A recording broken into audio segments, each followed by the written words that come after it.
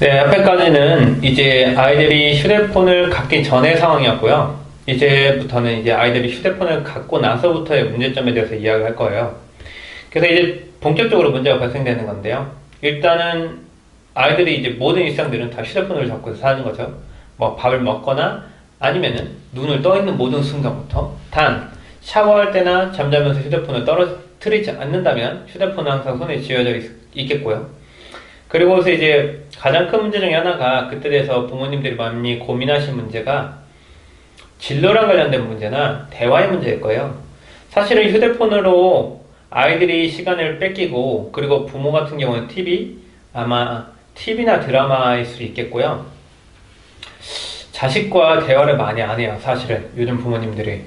그래서 아이들이 깊은 사고를 할 수 있는 거는 사교육밖에 없을 것 같아요. 그래서 사교육 중에서 그나마 뭐 논술, 국어, 뭐 요 정도 아니면 뭐 수학 정도 되겠죠. 근데 수학은 실전적인 적용이 너무 안 되는 학문이다 보니까 수학이 사실은 인문학이나 아이들의 개인적인 진로랑은 전혀 관련이 없어요. 당연히 대학이나 뭐 이런 거랑 관련된 진로를 말씀드리는 게 아니고요. 아이들 스스로 자기 스스로를 생각하면서 아니면 주변의 어른들과의 그런 관계, 친구들과의 관계를 도모하는 그런 측면으로서 사용되지 않는다는 거죠. 그랬을 경우에 가장 큰 문제가 가정에서 부모랑 대화가 되지 않는다라고 하는 아이는 절대로 사회, 즉 학교를 나와서나 사교육에서 어른들과 대화가 되지 않아요. 무슨 말이냐? 공감대나 어렸을 때부터 어른들과의 그러한 대화가 익숙했다고 했던 아이들 같은 경우는 적어도 어른이 자기에게 좋은 말을 했거나 혹은 나쁜 말을 했을 경우에 그런 거에 대한 어떤 양심적 가책이거나 아니면 뭔가 깨달음이라는 것이 조금은 생길 수가 있거든요. 그런데 어렸을 때부터 이런 매체의 일방적인 정보 전달이죠. 그러니까 어떤 정보를 자기가 취득을 해요. 그러니까 유튜브에서 영상을 보게 되거나 게임에서 영상을 보게 됐을 경우에 이런 영상이 자기에게 들어왔을 때 그거에 대한 반응만 일으키는 거죠. 뭐 즐겁다, 나쁘다, 재미없다 그러면 채널 돌리고, 그리고 흥미롭다고 하면 계속 보는 거고, 이런 정지, 재생, 느낌표, 기쁨, 화남, 짜증 뭐 이런 거에 대한 반응이라는 부분만 언급이 되는 거지 인터랙티브, 상호적인 관계가 아니라는 거죠. 즉 수동적으로 정보를 취득하다 보니까 능동적으로 뭐를 말을 하거나 그거에 대한 피드백을 하거나 자신만의 의견을 밝혀내는 이런 활동들을 전혀 못하게 된다 이 말이죠. 그런데 아이들이 그렇게 휴대폰을 잡게 됐었던 근본적인 원인은 부모가 휴대폰을 잡아도 전혀 신경 쓰지 않는 부모의 인식도 문제인 거죠. 왜냐? 그냥 나는 편하거든요. 나는 아이가 자기 키만 크면 되고 그냥 밥만 새끼 잘 챙겨 먹고 건강하게만 하면 되고 뭐 공부에 대해서 크게 걱정 안 하기 때문에 공부 좀 못해도 상관없어 라고 생각하시는 부모님들이 정말 많으신데, 그 문제가 나중에는 아이들이랑의 소통에 문제가 생긴다 이 말이죠. 뭐 그러면 그렇게 얘기할 수 있겠죠. 어차피 지 인생은 지가 사는 거고 뭐 나는 아이가 좋아하는 걸 시키겠다. 정말로 오산입니다. 왜냐? 아이는 분명히 어떤 정보를, 어떤 경험을 하더라도 그 표면적인 정보에 대한 이해만 있을 뿐이지 그거에 대해서 깊이 탐구하려는 자세는 전혀 갖춰지지 않거든요.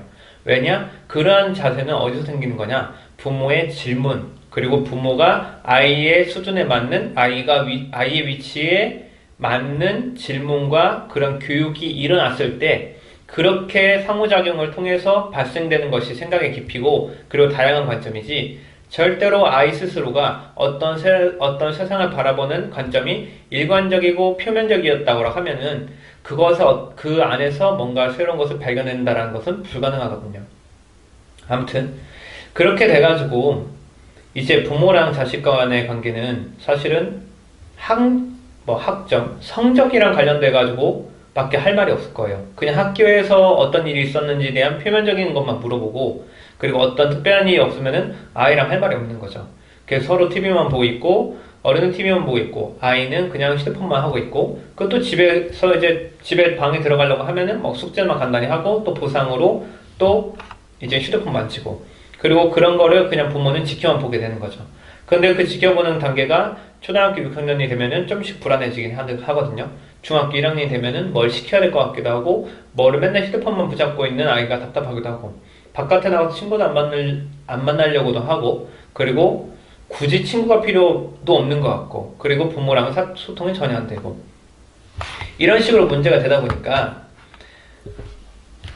부모는 답답하죠. 그런데 답답하지만 본인 스스로가 어디부터 대화를 시작해야 될지 몰라요.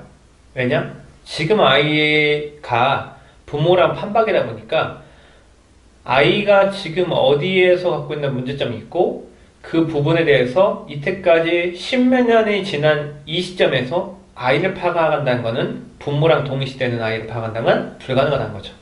그렇기 때문에 그렇게 시간이 더 지나갑니다. 그리고 나서 이제 문제가 본격적으로 발생되는 게 아이들의 제2차 성징인 중학교 2학년이나 중학교 1학년이 될라 치면 아이들의 생각이 점점 좀 성장하게 되거든요.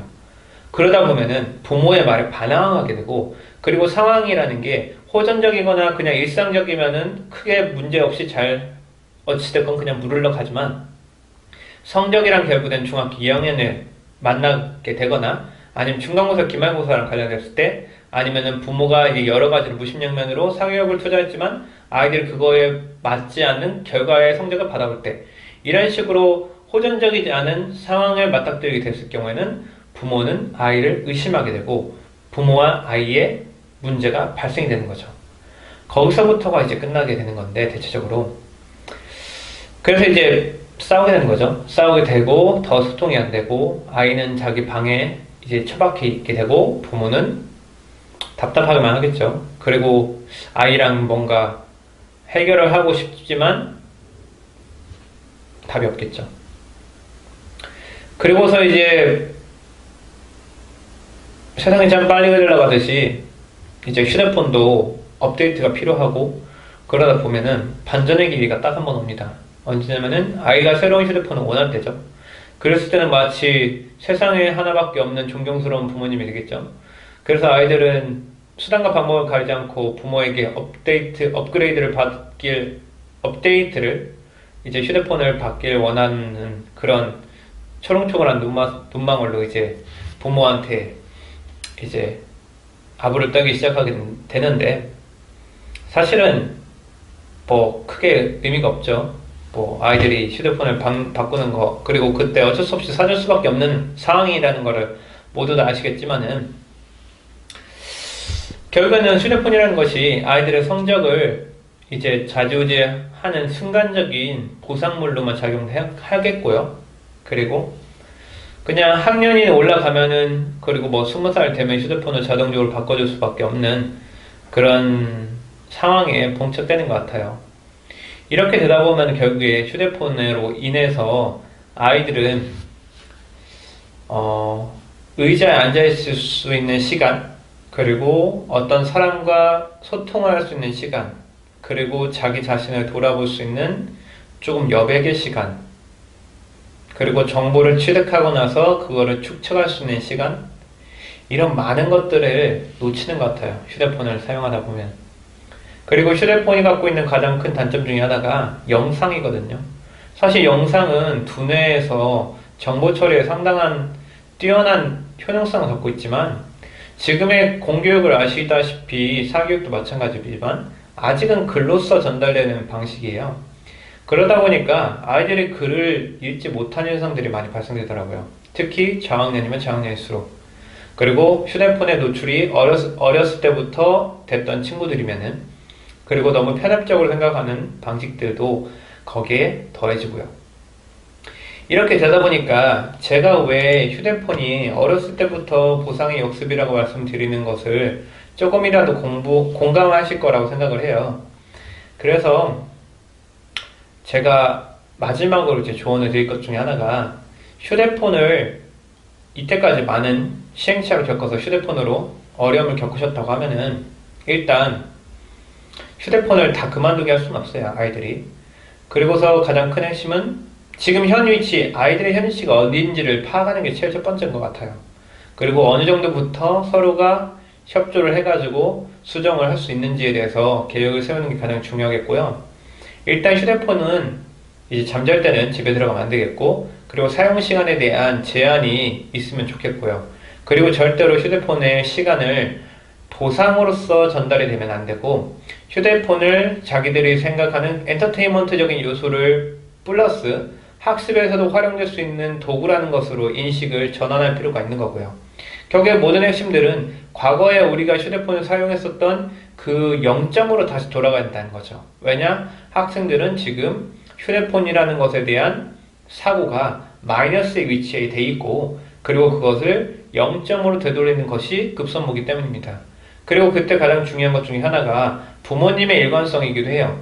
부모님은 자기가 그렇게 이야기를 해놓고서, 명령해놓고서 자식들한테는 지키라고 하고 부모도 지키지 않는다라고 하면은 그거는 말이 안 되죠, 사실은.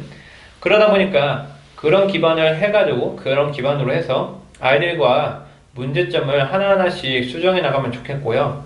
이거랑 관련돼서 혹시라도 뭐 의문점이나 아니면 상담이 필요하신 분들은 하단에 댓글을 달아주시면 제가 성심성의껏 대답해 드리도록 하겠습니다.